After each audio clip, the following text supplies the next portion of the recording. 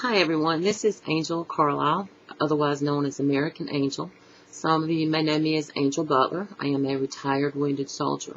I'm also affiliated with CMA, and a lot of you are familiar with my music. Most of you know that I have PTSD, and on Thursday the 27th of September of this year, which was just last week, 2012, I had decided that I needed to get away from home, out of a stressful environment. Some things were going on, and I called my doctors in Florence and I asked them if I could possibly go to the VA, to the mental health center for a few days to just chill out, get a grip on things, and find out maybe how to control some of my PTSD triggers, especially if I was angry. Was never violent, was never rude, was very upset that I went there because, I worked mental health for 8 years. And it's kind of hard to go from working in mental health to being a mental health patient. What proceeded to happen is I checked in voluntarily on the 27th of September. When I was checked into this facility, I was asked questions. I was not suicidal. I was not homicidal. I had had a homicidal ideation. There is a big difference between having a homicidal ideation and being suicidal. I made that very clear to the physicians before I voluntarily admitted myself into the psychiatric unit. When you admit yourself into the psychiatric unit on a voluntary basis, you have the right to leave on what they call an AMA, which is against medical advice, the same as any hospital or treatment facility, unless you have been committed there. What proceeded to happen next is the doctor that I was seeing there, I'd never seen before. She did not know me, did not consult with my physician, my regular primary care provider in Florence, before she took it upon herself to change my entire medication regimen, decrease medications, stop some medications, add her own, and that in itself was horrific. I also have a lot of physical problems, and I'm sure a lot of you are aware of that as well. And I was supposed to be having a procedure on Monday to do an epidural in my back that was supposed to numb some of the pain that I have in my legs and back. What proceeds to happen next is Friday morning. Okay, well, Thursday when I was put in, they put me on it's a side they put non-stable patients in, but I was stable. I was never unstable. Friday morning, they moved me from that side to the bigger portion of the ward, which is for stable patients.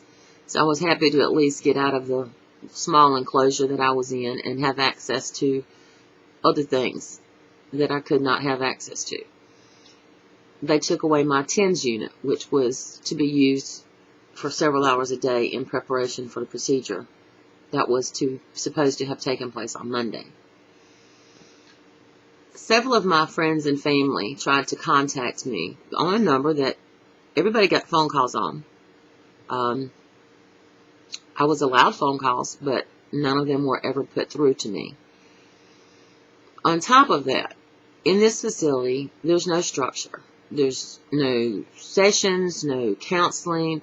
People are just left there to just pretty much help each other or wander the halls or stay in a room, sleep, sit in the day room, watch TV.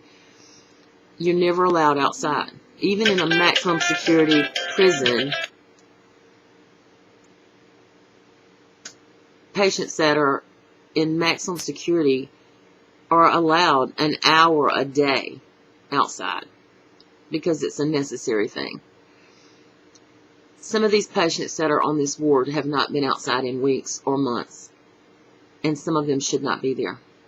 I should not have been there. By Saturday morning, my pain had gotten so bad because I did not have the proper medications, and not talking pain medications because I don't take them. I requested at 4 a.m. in the morning to leave. I wanted to leave, and I asked them to page a doctor. They tried to do everything they could to satisfy me. The staff was wonderful. The only thing that's wrong there is the physician in charge of it, because there are a lot of changes that need to be made. Basically, the doctor came in at 6 a.m., as she normally did. Her name is Vernetta Jacobs. and she is a psychiatrist at Dorn Medical Center, the VA hospital in Columbia, South Carolina. She proceeded to tell me that she would not release me. I wasn't going anywhere. And until I showed more appropriate behavior, she wasn't even going to consider sending me home. I'd been no behavior problem. I'd had no outburst. I was not reckless. I was nothing except patient until Saturday morning, because I woke up after about a 30-minute nap in that much pain. It was horrible. The beds are awful. It's not a comfortable environment. You're more or less a prisoner. You're not getting help. You're incarcerated. And when she told me she would not let me leave, I told her that I knew, I'd like to speak with a patient rep, patient advocate, another doctor. I was denied those rights. She said she was the only doctor that I would see, and I wasn't going anywhere. Okay? I looked at her and I asked her after our conversation was over. I did not show aggression. I told her she couldn't hold me there against my will. She did say that I was correct. She could not hold me against my will because I did come in on a voluntary basis. But that if I tried to leave on an AMA, that she would have me committed by a probate judge in Columbia on Monday. And I would be held there, that he would require weekly reports on my progress and take her advice as to when I should leave. Now, I simply went there to get help with PTSD triggers as a veteran, which is supposed to be an option that we have. I recognize that I possibly could have a PTSD trigger happening and remove myself from the environment, which is exactly what I should have done. And I thought I was going to receive help. No, that did not happen. Like I said, I was never given any of my phone calls. I eventually did make contact privately with a friend of mine who is an ordained minister, soon to be elected official. He also works for the federal government. He came Saturday night unannounced. Visiting hours were from 8 a.m. to 8 p.m. And I did not know he was coming, but he drove straight there. I got a hold of him on Saturday. And Saturday night he showed up at 9:30 and told them that he'd like to see me. And he called upstairs, and they said that it was after visiting hours. He could not see me, even though he'd just driven from Charlotte. He said he wasn't there to visit with me. He was there to sign me out, period. He understood that I was being held against my wishes, and I wanted to leave. And as he had made phone calls up there and talked with staff to try to reach me, and they denied to give him the phone, denied to transfer the phone to me, he informed them that, I had expressed that I wanted to leave and was not being allowed to leave. Someone told him, and I don't know who told him this, and he said he wished he had gotten her name, that they were sitting there looking at me, that they couldn't transfer the phone, and that I had expressed no desire to leave, which was not true. At any rate, what proceeds to happen is he visits on Monday. I still had to go through, Saturday, Sunday, Monday around noonish. He gets there, and my procedure was to be done at 1 p.m. I asked, they did let him in. He came in an official capacity and informed them that he was there in an official capacity, that I was being held against my will, and he wanted to possibly conduct an investigation as to why my patient rights had been violated and I was being held against my wishes. We were allowed to visit. He was allowed to stay as long as he wanted. I asked him to go with me down to the pain management center when they took me down so that he could be there and we could talk some more. And hopefully that somehow he could get me out of this place. He went down with me, and the procedure was not performed because the hospital was giving me an antibiotic for a urinary tract infection, which I never had any symptoms of. So that's kind of hard for me to believe because urinary tract infections are painful. At any rate, once the procedure was not done, I had asked several times on Monday to see Dr. Jacobs, and she did not oblige. During my stay as well, I was made to call my landlord and to have him evict one of the people, or three of the people living in my house, because the doctor said she wouldn't release me until these people weren't in my house. Well, the last time I checked, I don't think a physician has a right to say who lives in my home, but she was going to hold me there until this eviction was done, and she had confirmation of it. After several days of this, making the phone calls, forced to call my friend, forced to call my landlord, basically being told this is what you have to do, it put things in an uproar. And finally it was agreed with Dr. Jacobs that if my friend and I could work something out and she could feel comfortable with me living in the same house, that she would consider it. She would be okay with it.